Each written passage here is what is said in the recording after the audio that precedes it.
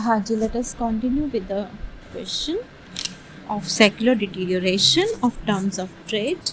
तो assumptions के बाद हमें ये बात समझ लेनी चाहिए कि जो ट्रेविस सिंगर सिद्धांत है वो ये साबित करना चाहता है कि जो व्यापार की शर्तें हैं वो अल्पविकसित देशों के विरुद्ध रहती हैं। कारण क्योंकि वो प्राथमिक वस्तुओं, कृषि उत्पादों का या कच्चे माल का निर्यात करते हैं और उस कच्चे माल की में गुणवत्ता में, उसकी क्वालिटी में कोई सुधार नहीं होता और उसमें कोई वैल्यू एडिशन, कोई मूल्य वृद्धि नहीं होती। अब आते हैं इसकी एक्सप्लेनेशन पे।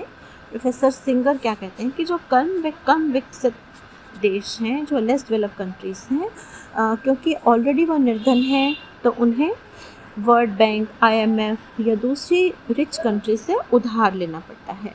तो जब व्यापार के लाभ भी उनको नहीं मिल पाते तो उनसे उनकी जो डेट है, एक्सटर्नल डेट है, बाहरी ऋण है, वो एक समस्या पैदा कर देता है।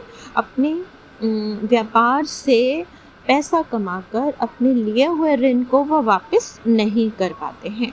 उसका कारण क्या है कि एक तो अपने एक्सपोर्ट इनकम क्योंकि कम है तो उस एक्सपोर्ट इनकम में से वो अपनी इंपोर्ट पेमेंट या अपने लोन्स की पेमेंट नहीं कर पाते। सेकंड, जो IMF है, अंतर्राष्ट्रीय मुद्रा कोष है, वो हाई रेट ऑफ इंटरेस्ट जो है वो लेता है इन कंट्रीज से और उसकी जो पॉलिसीज़ हैं वो IMF की पॉलिसीज़ डेवलप कंट्रीज़ की फेवर में ज़्यादा हैं और अंडर डेवलप कंट्रीज़ की फेवर में कम है। और तीसरा कारण क्या है कि जो अंडर डेवलप कंट्रीज़ हैं उनको बहुत कंपटीशन फेस करना पड़ता है। टेक्नोलॉजी उनके पास नहीं है, क्वालिटेटिव प्रोडक्ट्स नहीं है और कोई भी ऐसी फाइनेंशियल हेल्प IMF या वर्ल्ड बैंक से नहीं है। अब आते हैं reasons for secular deterioration of terms of trade, व्यापार की शर्तों के दीर्घकालीन ह्रास के कारण। नंबर 1 है आपका absence of qualitative improvement of products, उत्पादों के गुणात्मक सुधार का अभाव। रॉल्फ प्रेबिश क्या कहते हैं कि जो मैन्युफैक्चर्ड आइटम्स हैं इंडस्ट्रियल कंट्रीज़ की, उनके क्वालिटी इम्प्रूवमेंट है, प्रोडक्टिविटी बेटर है, कॉस्ट कम है, टेक्नोलॉजिकल इम्प्रूवमेंट्स हैं जो औद्योगिक देश हैं उनकी औद्योगिक वस्तुओं में। लेकिन जो देश प्राथमिक वस्तुओं का उत्पादन करते हैं जैसे कि कच्चा कोयला, चाय, कॉफ़ी, तांबा, चावल, चीनी रॉ मटेरियल के फॉर्म में भेजते हैं, तो वो वही क्वालिटी है, कोई प्रोसेसिंग नहीं है, कोई क्वालिटेटिव इम्प्रूवमेंट नहीं है, कोई स्टैंडर्डाइजेशन नहीं है उनके उसका, जिसकी वजह से उनका माल अधिक कीमत पर नहीं बिकता और उनके माल की मांग जो है, उनके सामान की मांग जो है वो बढ़ती नहीं है। सेकेंड इज़ तकनीकी उन्नति से लाभों का वितरण, distribution of gains from technical progress. जैसा हमने पहले कहा कि ओवर द ईयर्स, लंबे 20, 25, 30 सालों में जितना भी डेवलप कंट्रीज़ में विकसित देशों में तकनीकी विकास और टेक्नोलॉजिकल डेवलपमेंट हुआ तो उसका लाभ किसी भी रूप में अंडर डेवलप कंट्रीज़ को नहीं मिला। रिज़ल्ट क्या हुआ कि विकसित देश अच्छी टेक्नोलॉजी की वजह से लो कॉस्ट पर वस्तुओं को बनाकर इंटरनेशनल मार्केट में बेच सकते हैं और बाज़ार के अधिक हिस्से पर उनका अधिकार है। Larger size of market they are able to capture, so उनका लेवल ऑफ इनकम भी ऊंचा हो गया और प्रोडक्शन कैपेसिटीज़ का भी विस्तार हो गया। लेकिन जो अल्पविकसित देश हैं, क्योंकि वो संगठित नहीं हैं, जैसे AM मैकलोड क्या कहते हैं कि वो अनऑर्गेनाइज्ड हैं, अपने प्राइमरी प्रोडक्ट्स की क्वालिटी को, प्रोडक्टिविटी को वो इम्प्रूव नहीं कर पाते, तो रिज़ल्ट क्या होता है कि उन्हें लो प्राइस पर भी प्रोडक्ट को बेचना पड़ता है। और दूसरी तरफ कंपटीशन है और इंडस्ट्रियल कंट्रीज़ जो औद्योगिक देश हैं, विकसित देश हैं, वो उनका मोनोपोली टेनेंसीज रहती हैं, एकाधिकारी नियंत्रण बना रहता है। तीसरा पॉइंट है theory of immiserizing growth, संतापकारी वृद्धि सिद्धांत, जो कि इंडियन इकोनॉमिस्ट हैं जगदीश भगवती, उन्होंने दिया है। वो भी यही कहते हैं कि जब different countries over export policy, अति निर्यात झुकाव वाली नीति अडॉप्ट करते हैं तो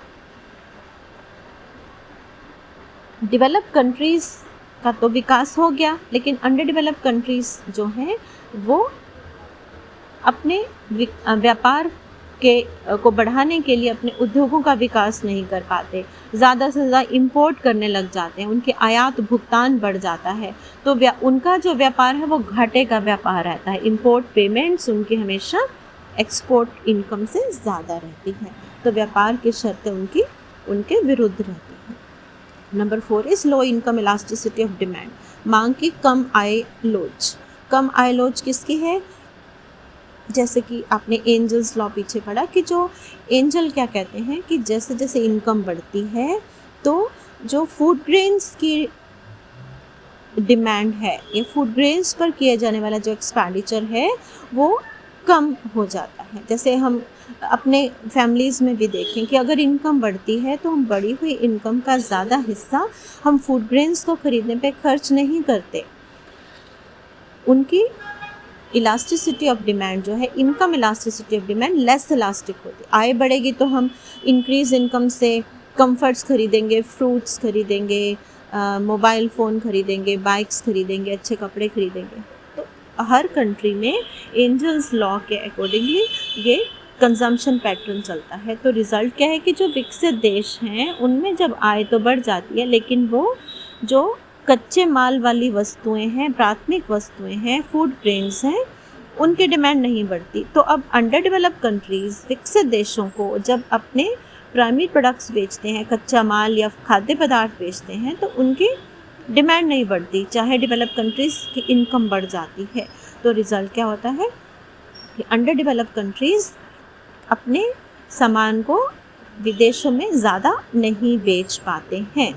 ठीक है, अब प्रोडक्शन तो ज़्यादा हमने कर ली लेकिन वो बिक नहीं रहा, तो टर्म्स ऑफ ट्रेड हमारे अगेंस्ट होंगी। वैसे भी आपको ये याद रखना चाहिए कि जो फूड ग्रेन्स प्रोडक्शन है या प्राइमरी प्रोडक्ट्स हैं उनकी income elasticity of demand less होती है और उनकी प्राइस इलास्टिसिटी ऑफ डिमांड भी लेस होती है। यानी कि अगर फूड ग्रेन्स की प्रोडक्शन ज़्यादा हो जाए, ठीक है, मार्केट में सप्लाई बढ़ गई लेकिन डिमांड नहीं बढ़ती, प्राइस तो कम हो जाएगा क्योंकि सप्लाई बढ़ गई लेकिन डिमांड नहीं बढ़ती। डिमांड क्यों नहीं बढ़ती? क्योंकि फूड ग्रेन्स की या प्राइमरी प्रोडक्ट्स की डिमांड बढ़ने की उनकी कंजम्पशन की एक सीमा है, उससे ज़्यादा नहीं बढ़ेगी। तो व्यापार की शर्तें अगेंस्ट रहती हैं। नंबर 5 इज़ आयात प्रतियोगी उद्योगों पर प्रभाव, impact of imports on import competing industries.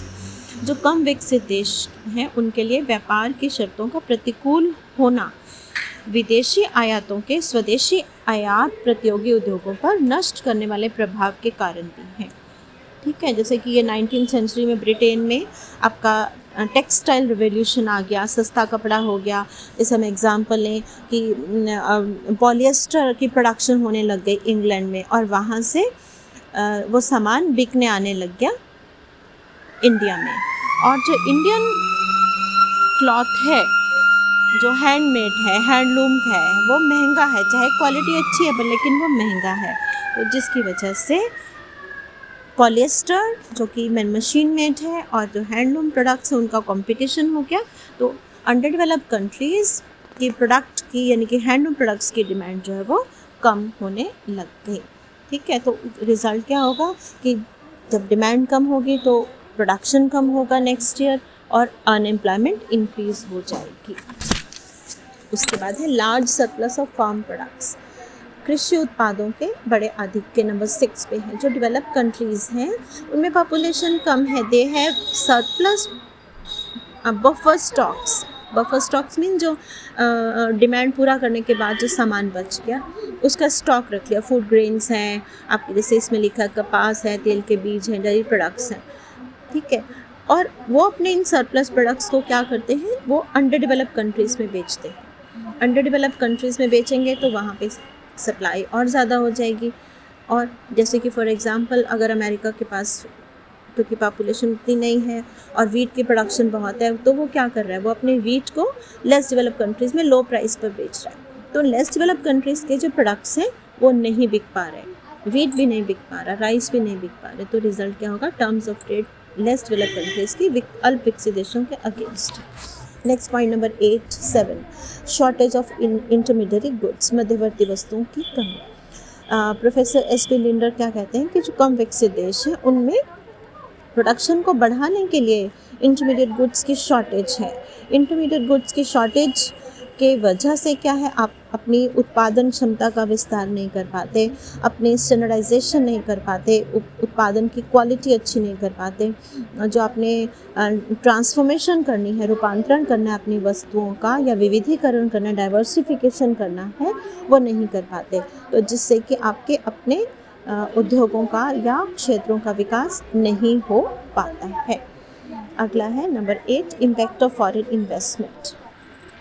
विदेश सिंगर क्या कहते हैं कि अल्पविकसित देशों में अब क्योंकि ग्लोबल इकोनॉमीज़ हैं, ओपन इकोनॉमीज़ हैं, ग्लोबलाइजेशन है, तो जिसकी वजह से विकसित देश अल्पविकसित देशों में अपना मनी इन्वेस्ट कर रहे हैं। तो रिज़ल्ट क्या है कि huge amount of money is being injected into the less developed countries, यानी कि विकसित देश अपनी पूंजी को अल्पविकसित देशों में अलग अलग उद्योगों में निवेश कर रहे हैं। लेकिन वो निवेश कहाँ पर कर रहे हैं? डायरेक्ट इन्वेस्टमेंट जो है वो कहाँ पर हो रहा है? कहाँ पर हो रहा है? वो डायरेक्ट इन्वेस्टमेंट हो रहा है not in the desired areas but in the areas जहाँ पर कि उन्हें फ़ायदा है। जैसे कि मान लीजिए आपके टी प्लांटेशंस हैं या खनिज पदार्थ हैं, उनमें किया जा रहा है, जबकि करना चाहिए उन्हें वो सड़कें बनाएं, बड़ी बड़ी फैक्ट्रीज़ बनाएं, जिनसे कि मैन्युफैक्चर्ड आइटम्स की प्रोडक्शन और प्रोडक्शन कैपेसिटी बढ़े अंडर डेवलप्ड कंट्रीज़ में। लेकिन ऐसा नहीं हो रहा।